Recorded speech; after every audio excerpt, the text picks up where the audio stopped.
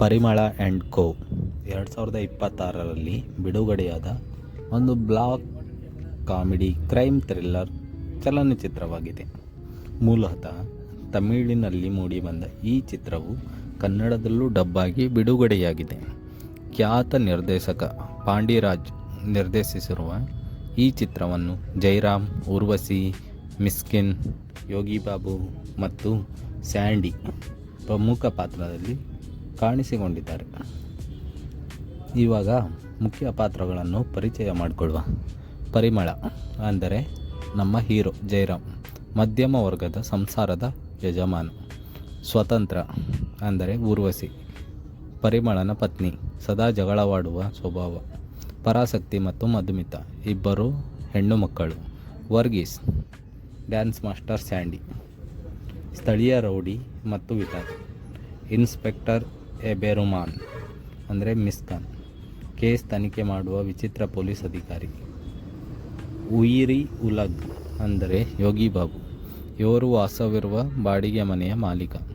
ಕಥೆಯನ್ನು ಸ್ಟಾರ್ಟ್ ಮಾಡೋ ಮೊದಲು ನಮ್ಮ ಚಾನಲ್ನ ಯಾರ್ಯಾರು ಫಸ್ಟ್ ಟೈಮ್ ನೋಡ್ತಿದ್ದೀರಿ ಪ್ಲೀಸ್ ಸಬ್ಸ್ಕ್ರೈಬ್ ಮಾಡ್ಕೊಳ್ಳಿ ಅಂತ ಕತೆ ಸ್ಟಾರ್ಟ್ ಮಾಡುವ ಬನ್ನಿ. ಪರಿಮಳ ಮತ್ತು ಆತನ ಪತ್ನಿ ಸ್ವತಂತ್ರ ಇಬ್ಬರು ಹೆಣ್ಣು ಮಕ್ಕಳು ಚೆನ್ನೈನಲ್ಲಿ ಬಾಡಿಗೆ ಮನೆಯೊಂದಿಗೆ ವಾಸವಾಗಿರುತ್ತಾರೆ. ಮಧ್ಯಮ ವರ್ಗದ ಕುಟುಂಬವಾಗಿದ್ದರೂ ಪ್ರತಿದಿನ ಸಣ್ಣ ಪುಟ್ಟ ಸಾಲ, ಮನೆ ಬಾಡಿಗೆ ಹಾಗೂ ಕೌಟುಂಬಿಕ ಕಿರಿಕಿರಿಗಳ ನಡುವಿನ ಇವರ ಜೀವನ ಸಾಗುತ್ತಿರುತ್ತದೆ.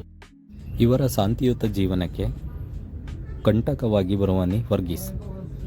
ಆ ಭಾಗದ ಲೋಕಲ್ ರೌಡಿ ವರ್ಗೀಸ್ ಪರಿಮಳನ ಕಿರಿಯ ಮಗಳು ಮಧುಮಿತಾಳನ್ನು ಪ್ರೀತಿಸುವಂತೆ ಪೀಡಿಸುತ್ತಿರುತ್ತಾನೆ.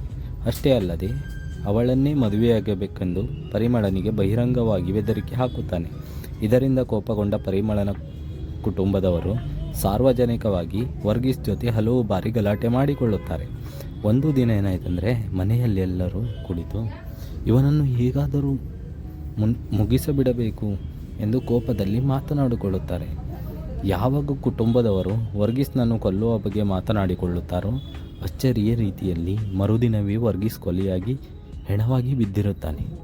ಸಾರ್ವಜನಿಕವಾಗಿ ವರ್ಗೀಸ್ ಜೊತೆ ಜಗಳ ಆಡದಿದ್ದರೂ ಮತ್ತು ಕೊಲೆಗೆ ಬಲವಾದ ಕಾರಣ ಇಲ್ಲದಿದ್ದರೂ ಪೊಲೀಸರ ತನಿಖೆ ನೇರವಾಗಿ ಪರಿಮಳನ ಕುಟುಂಬದ ಮೇಲೆಯೇ ಬರುತ್ತದೆ. ಆದರೆ ಇಲ್ಲಿ ಅಸಲಿ ಟ್ವಿಸ್ಟ್ ಶುರುವಾಗುತ್ತದೆ.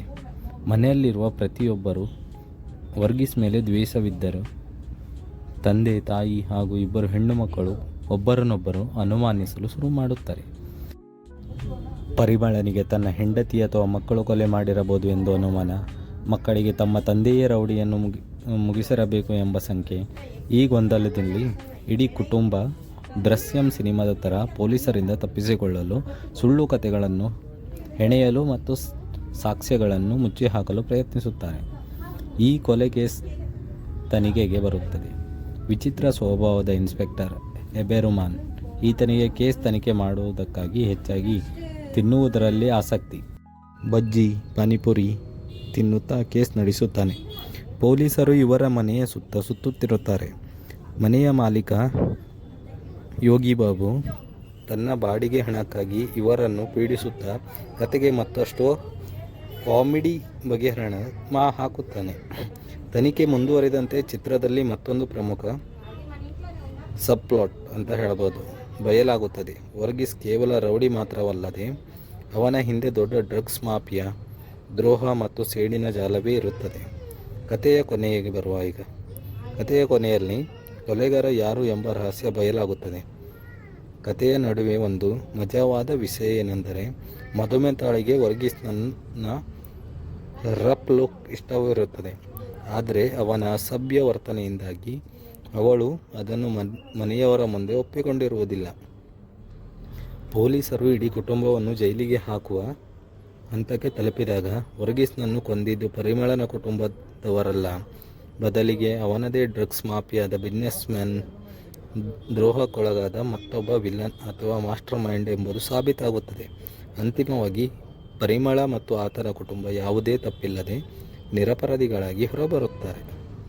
ತಮಾಷೆ ಅಂದರೆ ಸಸ್ಪೆನ್ಸ್ ಹಾಗೂ ಕೌಟುಂಬಿಕ ಸನ್ನಿವೇಶಗಳೊಂದಿಗೆ ಈ ಸಿನಿಮಾ ಸುಂಕಿಯತ ಕಾಣುತ್ತದೆ.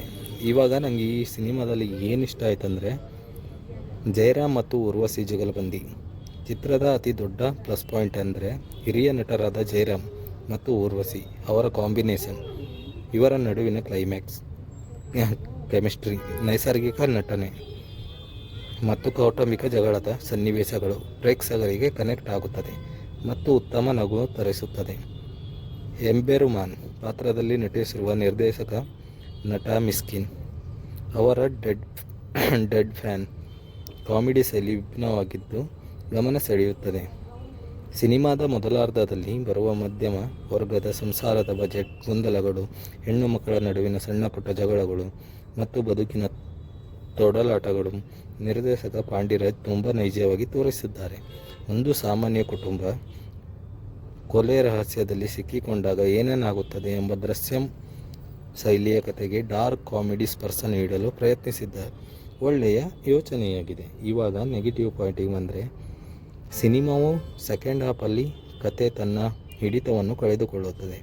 ತನಿಖೆಯ ಭಾಗಗಳು ಅಷ್ಟೊಂದು ರೋಮಾಂಚಕಾರಿಯಾಗದಿಲ್ಲದಿದ್ದರೂ ಚಿತ್ರಕಥೆ ಒಂದು ಕಡೆ ಸುತ್ತುತ್ತಾ ಚಿತ್ರದಲ್ಲಿ ಬರುವ ಬಹುತೇಕ ಜೋಕ್ಗಳು ವರ್ಕೌಟ್ ಆಗುವುದಿಲ್ಲ ಮತ್ತು ಕೆಲವು ಕಡೆ ಹಳೆಯ ಶೈಲಿಯ ಕಾಮಿಡಿ ಕಿರಿಕಿರಿ ಉಂಟಾಗಬಹುದು.